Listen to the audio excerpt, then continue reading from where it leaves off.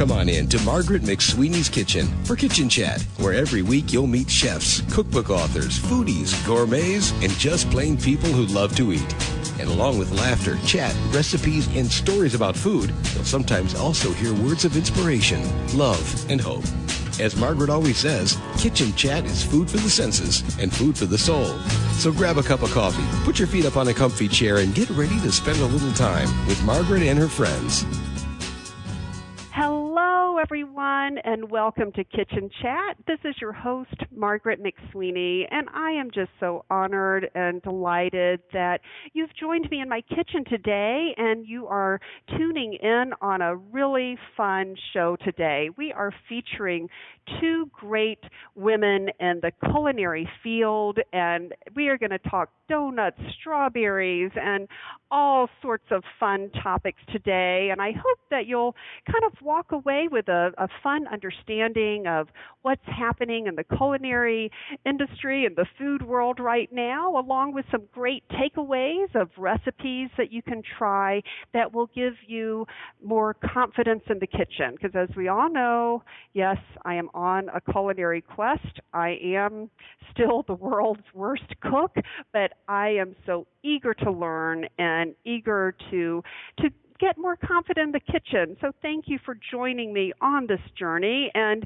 you know, as for full disclosure, I'm always sharing with you my Lucille Ball moments here in my kitchen, and this morning was one of them. So as we are talking, I am holding in my right hand an ice pack because I've learned that, okay, when your coffee goes a little cool, you know, you have to be careful in which mug you microwave it to warm it up. So I learned the hard way by grabbing my microwaved ceramic coffee mug that, yes, you can get burned even by coffee. So, but that's okay. That's part of the journey. So welcome, listeners, and a very special welcome to our first guest. I can't wait for you to meet Stephanie Rosenbaum. She is based in San Francisco, a culinary giant in writing and cookbooks, and she actually is even an organic agriculture expert. And just her credentials are just astounding. And I'm just so excited that she's here today to share with us about her new book, The World of Donuts. And I can't wait. It just sounds like a very sweet topic. So without further ado, Stephanie, welcome to Kitchen Chat. Thank you so much, Margaret. I'm so happy to be on your show. Oh, this is great to have you. And, you know, I'm just so excited as today, actually, June 7th is the date we're recording this, and I know it's not going to air until next week, but today is the National Donut Day. Yeah, so happy National Donut Day, and I can't think of a better way to celebrate than to chat with you about donuts. And I was just so fascinated to learn that the Salvation Army established this National Donut Day holiday in 1938 as a way to raise funds during the Great Depression and honor the female volunteers, I guess they called them lassies, who supported the soldiers on the front lines during World War I. And I read that 250 women provided on-site help and assistance with the food to American soldiers in France in 1917. Yes, so they did that. Yes. And, you know, if you think about it, you think it's hard to make, you know, donuts, to fry something in your own kitchen. You think, oh, I can't deep fry at home. Well, you know, these were women in the front lines, intense, you know, near the trenches and making donuts. And I've read some firsthand accounts of what they were going through, and they said, you know, yeah, it was really hard because we just, you know, we were making them all day long because we couldn't stop. You have a soldier coming up and wanting something hot, something a taste of home. You know, you can't say no. I'm tired. I'm sick of frying. And you can only imagine the really rudimentary equipment that they were working with. You know, if they were lucky to have a dented pot and a spoon. So, so definitely really, they did wonderful work. Yes, and I just think that is great. And I wonder why it was and still is today that people love donuts. It's my goodness, I didn't realize it was feeding the army and now it's Yeah. feeding us. So what do you think this obsession is with donuts? Why do you think they've become so popular? Well, I think I know. Some people are like, are they the new cupcake? Are they the new cookie? But I really think everyone has a nostalgic kind of childhood association with the donut. Your mom, your grandma, your dad, somebody in your life, took you to that donut shop. I think whether you live in a big city, you live in a small town, there's always that cool little corner donut shop. You get to pick your own. You don't have. It's not the thing that you have to. You get to say, I really like the pink one with the sprinkles, or I really like that coconut one, or maybe you have a weird donut that you like that no one in your family likes. Well, it doesn't matter. You get to have your own donut. So I think that's always fun. You get to pick it out yourself. You get to eat it. You don't have to share it with your sister.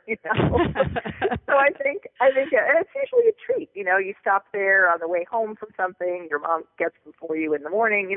Like they're kind of a treat, but they're not a huge treat. It's not like the birthday cake you only have once a year, or the really fancy pastry or something. It's always donut time. Donuts are inexpensive. They're readily available. So I think everyone has a kind of friendly association with the donut. Now as an adult, it gets you through those really boring meetings at work. Right. But I think also, of course, because of that, people have then started to dress them up. I know, especially and definitely, I'm sure in Chicago, and I know out here, people have started making these kind of artisanal donuts, that are $3 each, and filled with plum and cardamom or maple bacon. We're big on the maple bacon out here, things like that. So people are taking their food skills and saying, hey, I love donuts, but I don't want it to just be the sort of junky, super sugary donut, that you get at the supermarket. Why not take a donut and make it really good, or make it interesting, or cover it in Fruit Loops, or things people have been doing. Right, and you're right. Here in Chicago, there has been quite a growth in the trend with donuts. I know glazed and infused is a local hangout, and you would see lines. That's great. Yes, lines that's around fantastic. Exactly. But another thing I was reading too, and I can't wait to jump into your book about donuts, and we're going to travel the world around that. But I also read that there is a new kind of donut trend called cronuts. Oh, the cronuts. Half croissant and half donut, and it's kind of a hybrid, and it's taking New York and the pastry world by storm. Yes. Right. I just heard about the cronut. The cronut has not hit the West Coast yet. We're still all about the Queen Amande, which is this pastry from northern France. It's basically a croissant dough that's then covered in more salted butter and more sugar, and it's really, really crunchy, and it's almost like a cross between a croissant and a palmier, those elephant ear cookies. So it's really crunchy, and that's kind of our trendy pastry at the moment. But I guess any minute now, someone's going to start making a cronut. But there's a bakery in New York that started making these, and they said that they took them. We said it wasn't just a matter of taking some croissant dough and throwing it in the deep fryer. He had to really work it to get it right, and so people are mad for it because you want it to be sweeter and more fatty, and right. I don't know. It would never have occurred to me to look at a croissant and say, that would be so much better if it were deep fried, but I'm glad somebody did. Oh, but there's so much creativity in the culinary field for sure. Well, no, definitely. And I think it goes, hand in hand with you sort of have your childhood nostalgia, and then you get to have your grown-up flavor, profile, or your grown-up flavor palette, too. And, even a really fancy donut, maybe it's $2 or $3, which, can seem ridiculous if you're used to paying 50 cents for a donut, but at the same time, people pay that for a coffee, so it's not that huge an indulgence, if you want it every so often, you can usually come up with, $3 for a fabulous maple bacon donut or something like that. Exactly. And speaking of donuts, I can't wait for us to travel around the world. In your book, it's called World of Donuts. You have more than 50 delicious recipes of donuts around the globe. And you know what? I didn't realize that, of course, I'm thinking of beignets and all of that. But I did not realize that there is some kind of donut across the globe. But that seems to be a common denomination in a lot of that was something I realized as I started researching this. You know, when I was just looking at sweet donuts, because I figured if I opened it up to savory fried things, well then, you know, it would be this giant encyclopedia. But just looking at what you could look at and sort of recognize as something donut-like, every culture, every cuisine that I looked into really had some sort of sweet flavored dough. You know, whether it was fried and soaked in a syrup or rolled in, you know, a flavored sugar or filled or, you know, all kinds of things. So I found donuts are really universal. And every culture kind of has their type of donut. Yes. And what were some of the most surprising ones that you discovered along the way? There were lots of really interesting ones. What's funny is that the classic American donut with the hole, you know, the round with the hole, that is a really American thing. That doesn't show up in pretty much other cultures at all. Even though so everyone else pretty much has round donuts, square donuts, you know, kind of free-form things. But the donut with the hole is pretty much just an American kind of invention. Wow, I wonder who invented that. There's all different stories that are out there, all of which I'm sure are more or less apocryphal, but lots of good stories. But the reason you do it is really simple. It's because when the fat can come up through the center, it fries the whole thing. It fries much faster. And so because it's not just frying from the outside, it's frying the inside as well. So it fries really fast, and you don't get any raw dough in the middle. It fries more evenly. Okay, and then of course I love donut holes, where you can always because then you get the donut hole too. And you know, if you wanted, you could stack them on a stick and, you know, go sell them easily that way. They're you know, handy that way. But but you can. But there's all kinds of donuts. Let's see, I made a list here. There's puchki, which are a Polish style donut. There's a Dutch donut called Oliebollen. Germany, there's Pfannkuchen, there's Lukumatis, which is a Greek donut that's soaked in a honey syrup. There's jalebis, which are Indian, which are also soaked in a sugar syrup. There's alamat, which is from Lebanon, that's made with a yogurt base. So there's just donuts. You know, churros, obviously, in Spain and in Mexico. There's panuelos in Mexico. So there's donuts. Italy, of course, is, you know, rolling in donuts. You know, frittelle and zeppole and bombolini and all kinds of. And then, of course, these, especially in immigrant communities, people come over and they bring their donuts with them. Yeah. So, like in Hawaii, the malasada, which is a sort of a beignet type square donut, that is really popular, and it actually comes from Portuguese immigrants from the Azores. Who settled, fishermen, and who settled in Hawaii and started. It was originally, I think, something that you made around Mardi Gras, and then, you know, now it's become you know, it's sort of the Hawaiian donut, and it comes, you know, directly from those communities. Wow. And so you have in this book, The World of Donuts, pictures and recipes from around the world for that? Yeah, and absolutely. So these are some of the ones included. Exactly.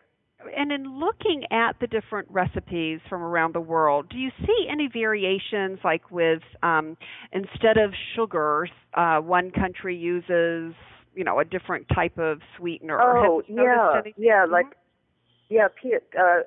believe it's pilancello, which is a kind of a hard raw sugar that is used a lot in Mexico and South America.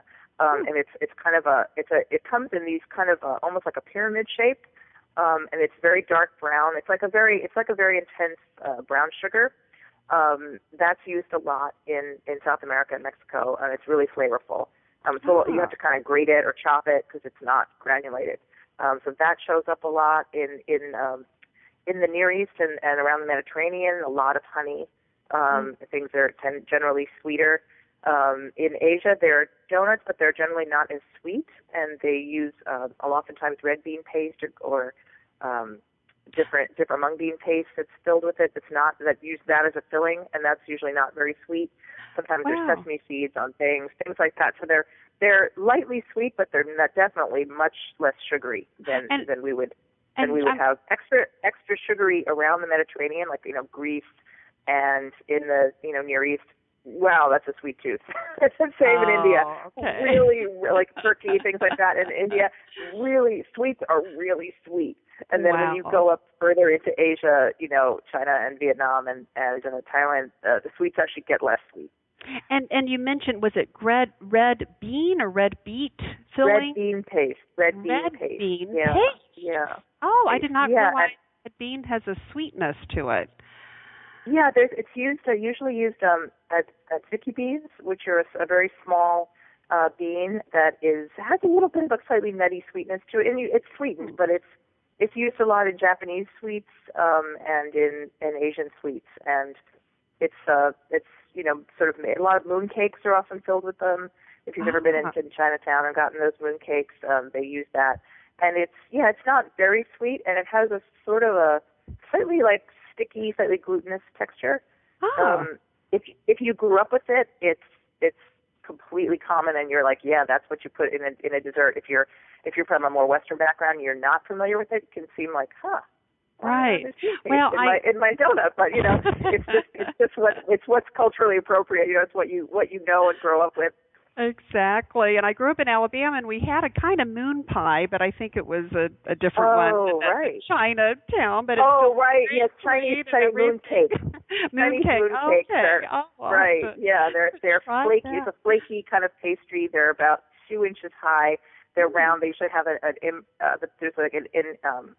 they stamp the top so that it has a design on the top, and then usually they have different fillings of bean paste or different flavorings, and they're used around the full moon ceremonies, which usually happen in the autumn. Oh, okay, that does sound fascinating. Well, what a fun book you have, The World of Donuts, and I would love for us to kind of go through one recipe together, and I love I love how this is about mastering the donut as a fun family experience, and I think it's so appropriate, of course, that I guess it's next week is Strawberry Shortcake Day. I know, how exciting, and it's so wonderful. And I love strawberries, and I've been learning so much about strawberries, how they're low in calories, high in vitamin C. They reduce the risk of cancer and may even help improve memory. So during my middle age years, I'm definitely going to consume more strawberries, and it's so much fun. I understand Driscoll's is offering a coupon for purchasing strawberries if you create your own twist on a strawberry shortcake, and you could just tagline #TasteSummer or tweeting at Driscoll's Berry to get a coupon. So listeners, take advantage of that, and definitely. And I cannot wait to discuss your strawberry shortcake for donuts, and how you kind of incorporate a strawberry celebration into a donut. Definitely, yeah. I love strawberries. Of course, being out here in California, we grow a lot, and so it's also something that's a really fun family activity. If you have a farm in your neighborhood, and a lot of times people will pick your own strawberries, and that could be really fun. It also makes you appreciate the hard work that the farm workers do for us in picking those strawberries. It's pretty hard. But so I would say definitely go take your family, get your kids to know that the food doesn't just come from the supermarket, it comes from the ground. Go strawberry picking, or go out to a farm stand and get good strawberries, or Driscoll's berries are great. I especially like their organic berries. I think they're really high quality. So the way I think you can tell good strawberries is they should smell great. If they smell like summer and they smell like berries, then they're going to taste good. Definitely. So the strawberry shortcake donut is a really fun donut. It's a basic yeast raised donut, the same kind of donut that you'd have as a glazed donut or a powdered sugar donut. Those standard yeast dough, and then I make it in just a round, no hole, and you fry it, and then when it's cooled, you slice it to almost all the way in half. So it looks almost like a hamburger bun, and then you put a layer of sliced strawberries that you've mixed just with a little bit of sugar because that does putting a little bit of sugar in your strawberries helps draw some of the juice out, so they'll get nice and juicy. Okay. So if you sprinkle your sliced berries with sugar, let them sit for 5 to 10 minutes, you'll come back and you'll see that they're all kind of moist and they've got some juice going there and all shiny and they look good. So you put a layer of sliced strawberries on the bottom of that in the middle of the donut, and then either with a pastry bag or a spoon, you put in a layer of freshly whipped cream. Oh, yum. And then you sprinkle the whole thing with some powdered sugar, and they really look great. Kids love them because it's a donut, and you like them because they've got strawberries in them, and they're really delicious and a lot of fun. And really, you can do the whole process with your kids. The only thing I wouldn't do is the actual frying, because hot oil. I would probably not necessarily, but your kids can watch just as long as that they're not I wouldn't let them do the frying, put it that way. Right. But they can certainly watch you do it. Right. And is there a safe way to deep fry donuts? I mean, I can be a disaster in the kitchen. So what can you do to make sure you don't get burned? Okay, yes, exactly. How not to get burned in the kitchen? Well, people ask me all the time, do I need an electric deep fryer, a machine that I plug in? And I think, if you have one and you do enough frying that it's worth the space. Mm-hmm. I live in an apartment. I have a small kitchen, so I actually don't have a lot. I never really get gadgets like that because I never have a place to put them. So if you have one, great. Use it. It's convenient because you just set the temperature like you're setting the temperature on your oven, and it brings the oil right up to that temperature. You don't have to worry about it. But if you don't, like most of us, what you want to use is all you really need is a good heavy pot. Do you have a cast iron Dutch oven? I do, yes. That's all you need because it's deep enough. Usually it's about 5 or 6 inches deep, so that's great. What you want to do is fill it, and it's heavy, so it'll hold the heat, and you'll get really even heat. The pan won't burn, all that. So you want to use a basic vegetable oil. Canola oil is great, safflower oil, just any kind of sort of general, vegetable oil is good. The one thing you really do need that you might not have is a deep fryer or a canning thermometer. And this is something that you can get. Any cookware store will have it, probably any general kind of housewares type store, and probably for less than $10, $20, less than, or less. They're not expensive. Because you really want to make sure you get the oil at the exact right temperature. If it's too cool, it'll take too long for your donuts to fry, and they'll get really greasy and soggy. And if it's too hot, they'll burn, or they'll cook so fast that the outside gets cooked before the inside gets cooked. So you want to cook your donuts between about 365, 375 is sort of the magic spot of donuts. But then that's hot oil. So what you want to do is you want about 2 to 3 inches of oil in your pan, and using the Dutch oven. Dutch oven means you have a few inches above that in the pan, so that you don't never want to have your oil filled up to the very tippy top of the pan because you don't want to splash it. Okay. Then it generally probably take about 10 to 12 minutes to get that, or a little bit longer, to get that oil up to temperature. So you're going to have to turn it on, probably about medium-high heat, and be in the kitchen. Don't walk out of your kitchen while you're heating oil. Okay. So the main thing is to be calm and focused when you're frying. If you have long hair, tie your hair back. Don't be wearing your little don't be wearing your flip-flops. That's it's a professional kitchen thing. I always like to see people have their toes covered in the kitchen. Don't have, you know what I mean? So you don't want to splash anything on your toes. Put on an apron. You want to use a slotted spoon or something to lift your donuts into your oil, so you're not dropping them in with your hands. Don't get any water near if you've just washed your hands, don't go over and because water, it instantly turns to steam, and it can make it spatter. Oh, okay. So your hands are all sticky. You're like, I'm just going to wash my hands, and I'm going to go over there and start putting my donuts in there. Ooh, no, wet oil, water, don't mix.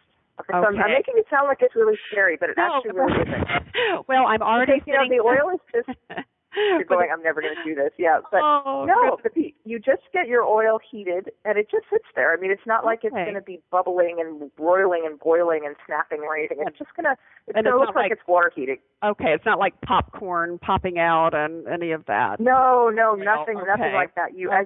When you just got your pot full of oil heating, it's just calmly heating. It'll look like you have a pot of water on the stove. It's no big deal. And you put your thermometer in there, get it up to the temperature, and then when you see that it's at the right temperature, you probably turn it down to sort of medium heat. So you just want to keep that temperature steady. Then you have your donuts all cut out. And that's cutting out is the part that your kids will probably love. The cutting out the donuts and shaping them is really fun. So, take them with a spoon, drop them in. They'll generally take about 1 to 2 minutes per side. And when they look nice and brown, they're cooked. And so you just flip them over with your spoon, cook the other side, and then take them out either to drain a little, either onto a cookie sheet that you've covered with a couple layers of paper towel or a cooling rack. Right. And they take probably about 3 minutes each to fry. Oh, and what a it's fun because it drops in and it pops up and it browns. You're like, wow, I just made a donut. Oh, that is just fascinating. I'm going to try to make a donut. And thank you for walking us all through the steps. And I will have my fire extinguisher close at hand, just in case. And if all of a sudden your kids are like, oh my God, my brother just hit me, whatever. If you have to go deal with something, turn it off. Push it to the back of the stove and go deal with it. Don't leave your oil heating, frying while you go deal with whatever is the crisis of the moment. Yes. That's the main thing, is you just need to be calm and focused when you're frying. But the actual frying part goes really quickly. Right.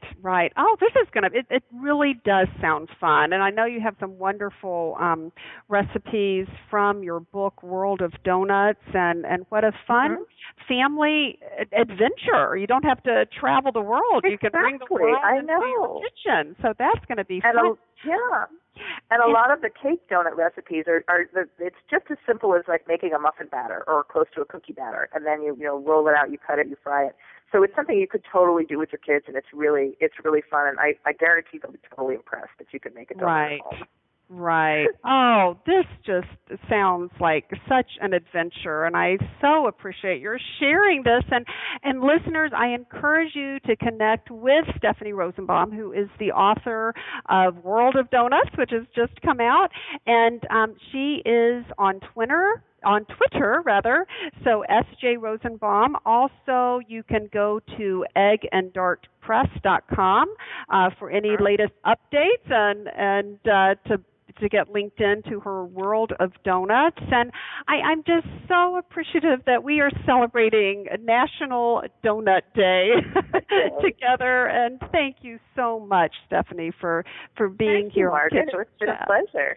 Oh, thank you. Well, listeners, I am so excited to introduce you to our second guest on today's show, where we're celebrating women and food. And I can't wait for you to meet Heather Christo. She is being highly acclaimed as the new Martha Stewart. She is cordon bleu trained, a celebrity chef, an author, has been on many of your favorite shows, Good Morning America, GMA Health, Access Hollywood, and the list goes on and on and on. Family Circle in Style, House Beautiful, so accomplished there. And she's also being deemed as a domestic goddess for a new generation. And Heather has a new book out called Heather Christo's Generous Table, Sharing the Love of Food with Family and Friends. Heather, welcome to Kitchen Chat. Thank you so much. That was quite an introduction. Thank you. Oh, well, you have quite the bio. I mean, I'm just so impressed. And you do all of this with having young children at home. Yes, 2 little girls, 3 and 5. Well, and it's really kind of become my inspiration for going out and feel I need to talk to so many women, because I get it. Life is really hard and complicated, and there's a lot of expectations, I think, for women right now. And so I'm just trying to provide other women with some tips and tools to make, being a domestic goddess a little bit easier, right? There's all that tiny part of us that want to achieve that. So exactly, and that's only in my dreams. I'm so domestically challenged, but you give a lot of encouragement and great tips in your book for those who might be challenged, such as myself, with this. And I love how you organize it in the 4 different sections by season, and just the variety of celebrations, from casual to elaborate, and even from a Greek Easter afternoon feast to a tea party shower in spring, and it's just so much fun. Thank you. Yes. I find that eating, I'm hoping that everybody tries to think about eating seasonally, because it really makes produce the center star, and if you are eating it in season, it tastes better, it's better priced, like it's fresher and more nutritious. So I always think about my recipes, what's appropriate for that season and how can we highlight the best of that season. Right. So it only seemed fitting to create the book that way too. And that is so helpful. And we are in the middle of the season of strawberries, and we're celebrating. Last month was National Strawberry Month, and then on the 14th it's National Strawberry Shortcake Day. In celebration of strawberries, do you have any favorite recipes that you like to prepare with strawberries? I mean, I've got everything. My grandmother, the whole time I was growing up, made like the most incredible fruit crisp, and I actually put it in my book, made with apples. But I love it with strawberries, or strawberries and rhubarb at this time of year. And then I have actually a naughty strawberry glazed donut that's on my blog. It's been a favorite for years.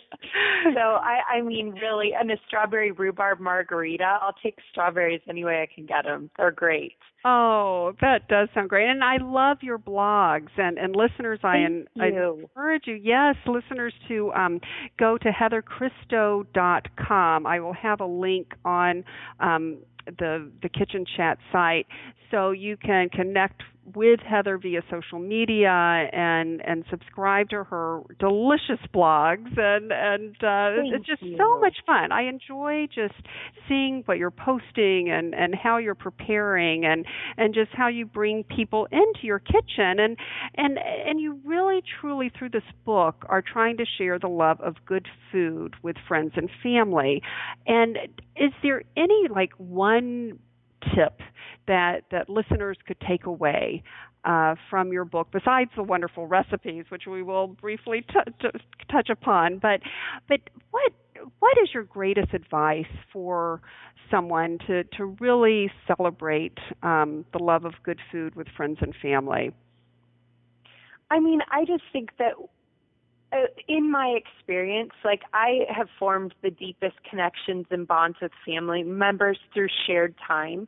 And we usually are able to actually sit down and share that time over a meal. So that's where the name of the book, The Generous Table, came from. It's about sitting down at the table with your friends, with your family. And then when I say sharing or generous, those are terms I use, and they're kind of synonyms for love for me.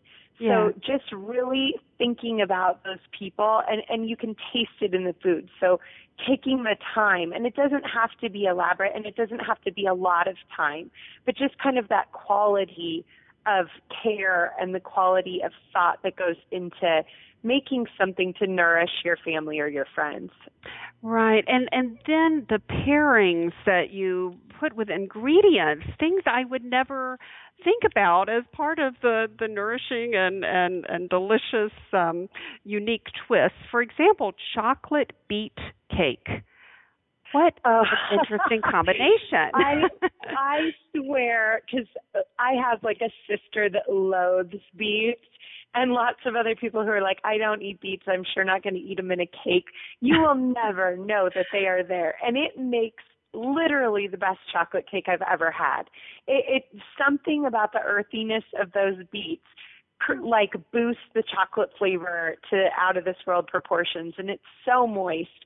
And I also really love the idea of baking with beets. not just like hiding them in, cooked dishes, but like baking with them or baking with zucchini and some lemon zucchini cupcakes I have. I don't have a great like vegetable eater for a husband or for children, so I'm big on sneaking stuff in. Oh, that does sound good. And then outside of the vegetarian mix, you have macaroni and cheese with pumpkin and bacon. Yes. Wow. How did you come up with this? Similar to the cake, I'm just always trying to look for new ways to make classic comfort dishes kind of new again and more exciting, and maybe adding in fresh seasonal ingredients again. So who doesn't like macaroni and cheese? And I love pumpkin and I love bacon. So I just thought it would make an incredible baked dish. And I like to bake that in the pumpkin. So you can kind of scoop the pumpkin up with it, like the inside of the pumpkin, and it makes for a gorgeous presentation in the fall.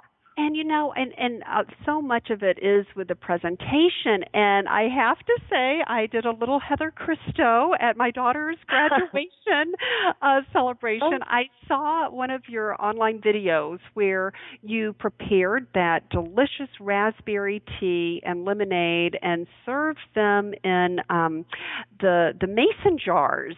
And yes. It's easy, right? Yes, and it was a huge hit. Oh, it was just so special. I'm so glad. So that is what I strive for, like little aesthetic tricks that are very easy for you to do, that like a lot of bang for your buck, right? A big pop of domestic goddess for somebody who doesn't have a lot of time to put into something like that. It was easy. Yes. So those things are really fun. I love it. Oh, and I can use the mason jars again for a different event. So it's recycling and sustainability and all of that. It's a win-win. It is. I love that. A win-win in the kitchen for sure. And I can't wait for the listeners to connect with you and your book. And actually, listeners, for those of you who are in the Chicagoland, Heather Christo is actually going to be at an event with Chicago Gourmets and Blackbird, that fabulous restaurant. It's called A Generous Table at Blackbird, Celebrity Chef Duo Dinner One Night Only on June 12th. And you can go to chicagogourmets.com to get your tickets. But I'm so excited because you're going to be providing dishes from your book as created by David Posey. And some of the things on the menu, let's chat briefly about that. Oh my gosh. Well, first of all, it's so crazy that David Posey wants to cook any of my food. I can't believe it. I'm totally humbled. Oh, he's amazing. Yes, he is. But and this will be a fun, fabulous event at Blackbird. And the menu, I got an advanced copy of it. I'm so excited. It's with your lamb meatballs skewered with fried green tomatoes. What a fun combination there. And how did you come up with that combination? What influenced you? So, you know what, he took the recipes from my book and came up with that combination. So those come from different chapters. So those are lamb meatballs that come from the Greek Easter. I'm married to a Greek man, so I have a bunch of Greek recipes up my sleeve. And the fried green tomatoes were influenced by my sister-in-law, who comes from Asheville, North Carolina. So that's kind of fun for me to see. Yeah. And then he also paired it, I think, with the savory scones that I have in another part of the book. So he really went through and selected some recipes that spoke to him, which is exciting for me for sure. Oh, yes. And then this looks so beautiful, the soup duet, Heather's fresh artichoke soup with David's fresh pea soup set garnished with creme fraiche. Wow. Beautiful. Right. Yes, and then the second course, the fish duet, Heather's halibut, and I don't know how to say this, papillote. Yep, okay. just in parchment paper. Oh, that's a fancy way for saying it's wrapped in parchment. Okay. No. And then served with his seasonal accompaniments, and then the dessert. Oh, your lemon zucchini cupcakes. Yes. Wow. I'm really excited about this. And I believe they're doing a wine pairing with each course as well. Yes. So, any foodies out there or anyone who just wants a chance to meet Heather in person, definitely go to Chicago Gourmets. I'll have a link to that as well, but it's going to be next Wednesday, June 12th in Chicago at Blackbird in the 619 West Randolph. And will you be there signing your books, Heather? Absolutely, and I'm so excited for it. Oh, this is just so exciting. I'm so glad that you put this book together and that you're going to be in Chicago sharing the recipes actually from the book. That's exciting. The recipes come alive from the book with with that. But I still want to try this chocolate beet cake. Go for it. Definitely. Now, you'll love it. But in working with beets, because you can kind of get the redness all over you, is there a trick to kind of not coming away with red fingerprints forever from the beets? If you know them, tell me. I think I usually try to work with them under running water. It reduces the problems, but I think if you want to avoid them altogether, you're going to have to put gloves on. Okay. I'm pretty sure that's the only way that I know of, anyway. Oh, because you leave delicious fingerprints along the kitchen counter. Right. Oh. Now, are you on a scheduled tour with your book? Are there other cities that you might be visiting to promote? I am. I'm just finishing up in Texas right now, and then I head to Chicago, which is exciting, where I'll be doing events on Tuesday the 11th and Wednesday the 12th. And then I am heading to Minneapolis. So I'm going to be doing events on Thursday and Friday at Byerly's and at Cooks of Crocus Hill. And then I'm back to the Northwest for events in California later this summer. Wonderful. It's been a busy time. Oh, so you are traveling quite a bit. I am. But that's so exciting. And that's right, I forgot to mention that you'll be at another event here in Chicago too on the 11th as well. So I'll make sure that I put a link to that. So to Marcel's Culinary Experience, where I'm going to be doing a public signing and a summer cocktail demo from 3 to 5 in Glen Ellen. Oh, that will be so much fun. So I'll make sure I put a link to that. And that's a free event, I understand, open to the public? Yes, it is. Wonderful. Absolutely. So to give the listeners some options there of two wonderful culinary treats to visit and meet with Heather while she is in the Chicago area. And I'll also provide a link to Heather's website so you can possibly catch her while she's in your town promoting the book. But Heather, thank you. I know you've got such a busy schedule. You're down in Texas gosh. now. No, I was so happy to speak with you. Thank you so much for having me. Oh, this is great. And thank you for sharing the love of food with family and friends through your new book, Generous Table. And any fun final takeaway, advice, or encouragement for listeners for an easy summer treat?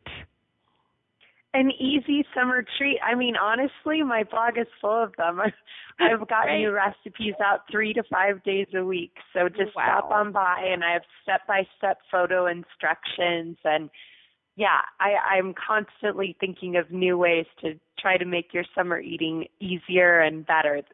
Oh, that sounds great. You've already made mine easier with the mason jars, so thank you for that. For that great tip. Oh, and thank you so much again, Heather, for being here on Kitchen Chat. I encourage listeners to check out your website. And listeners, during these days of summer, I just hope that you'll take a minute, get your mason jar out and fill it with lemonade or the raspberry tea, and take the time to savor the day. Thank you for joining us today. If you're interested in Margaret's books, A Mother's Heart Knows, Pro Girls Encountering Grit, Experiencing Grace, and Go Back and Be Happy, please just click on the covers on the webtalkradio.net page in front of you. Margaret would love to connect with you and hear from you. So join her on Twitter, Facebook, her blog, or click on this website to leave a note and share a recipe. Thank you again, and we'll see you here again for a new show next week.